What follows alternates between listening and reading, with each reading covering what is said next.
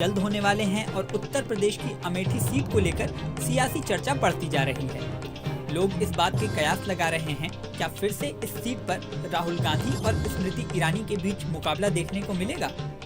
अमेठी की सीट गांधी नेहरू परिवार की परंपरागत सीट मानी जाती है। हालांकि एक समय ऐसा था जब इस सीट को लेकर गांधी नेहरू परिवार में ही विवाद हो गया था। तमाम मीडिया रिपोर्ट्स में इस घटना का जिक्र है। रिपोर्ट्स के अनुसार यह विवाद 1982 में शुरू हुआ था। इस समय संजय गांधी की मौत हो चुकी थी और इंदिरा गांधी राजीव गांधी को अपनी राजनीति में उत्तराधिकारी बनाने के लिए तैयार कर रही थी। इसी दौरान संजय गांधी की विधवा पत्नी मेनका गांधी ने लखनऊ में एक आयोजित समारोह में हिस्सा लिया। यह समारोह संजय गांधी के खास रहे अकबर अहमद ने आयोजित करवाया था। इस आयोजन का उद्देश्य था मेनका गांधी को सक्रिय राजनीति में लाना। इससे इंदिरा गांधी नाराज हो गई थी। यह विवाद गांधी नेहरू परिवार में टूट का कारण बन गया था।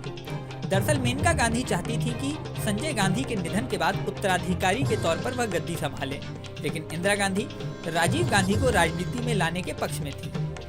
23 जून 1980 में प्लेन हादसे में संजय गांधी की मौत हो गई थी। उसके बाद अमेठी सीट से राजीव गांधी को उपचुनाव में प्रत्याशी के तौर पर खड़ा किया गया था। इस बात से मेनका गांधी काफी नाराज थी।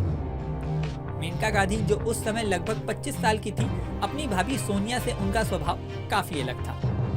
1970 के दशक में सक्रिय राजनीतिक अभियानों के दौरान कई बार वह अपनी पति संजय गांधी के साथ देखी गई थी। इस पूरी घटना का जिक्र राजनीतिक टिप्पणीकार राशिद किदवई ने अपनी किताब 24 Akbar road, a short history of the people behind a fall and rise of the Congress में किया है। उन्होंने लिखा है कि 1981 में राजीव गांधी ने अमेठी उपचुनाव के लिए नामांकन दाखिल किया। इसके बाद मेनका गांधी ने उन्हें किनारे करने की काफी कोशिश की।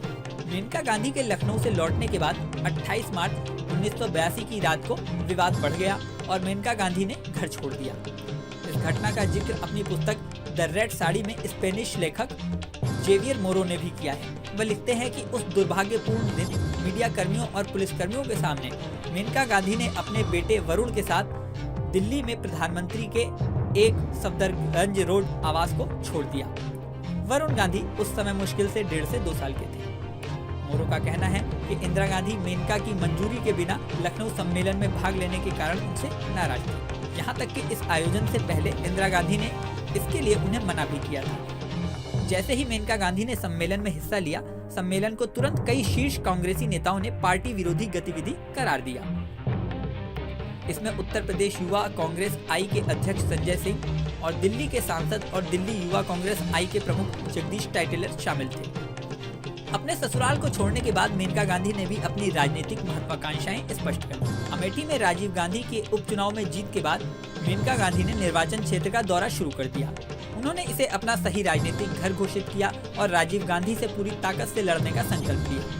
उन्होंने अकबर अहमद के साथ राष्ट्रीय संजय मंच की स्थापना की और 1984 में राजीव गांधी के खिलाफ अमेठी के आम चुनाव में लड़ने के लिए तैयार हो गई। चुनाव से पहले राजीव गांधी खेमे ने सोचा था कि मेनका को हराना उनके लिए आसान काम नहीं होगा, क्योंकि मेनका गांधी जमीन पर काफी रूप से सक्रिय थी। अमेठी की आबादी में बड़े पैमाने पर महिला मतदाता शामिल थी और इसलिए राजीव गांधी ने अपनी पत्नी सोनिया को इस निर्वाचन क्षेत्र में अपने साथ प्रचार करने के लिए भी कहा था। सोनिया गांधी ने भी अपने पति का साथ देने में कोई कसर नहीं छोड़ी। इंडिया टुडे मैगजीन ने दिसंबर 1984 के एक लेख में लिखा कि जब राजीव गांधी अपने देशव्यापी दौरे पर थे, तब सोनिया ने अमेठी में मजबूती से डेरा डाला हुआ था। इन सब के बीच 31 अक्टूबर 1984 के बाद चीजें नाटकीय रूप से बदल गईं, जब इंदिरा गांधी की उनके सिख अंगरक्षक ने हत्या कर दी।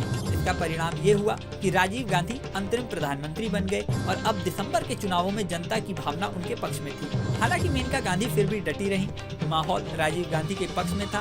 उन्होंने कांग्रेस को शानदार जीत दिलाई और 514 में से 404 सीटें जीती। अमेठी में उन्होंने मेनका गांधी को 3,14,000 वोटों से अधिक से हराया। मेनका गांधी की जमानत भी जब्त हो गई और उन्होंने कभी भी अमेठी से दोबारा चुनाव नहीं लड़ा। इस वीडियो में फिलहाल इतना ही। जल्दी नया वीडियो लेकर आपके सामने फिर आएंगे। बने रहें न्यूज़।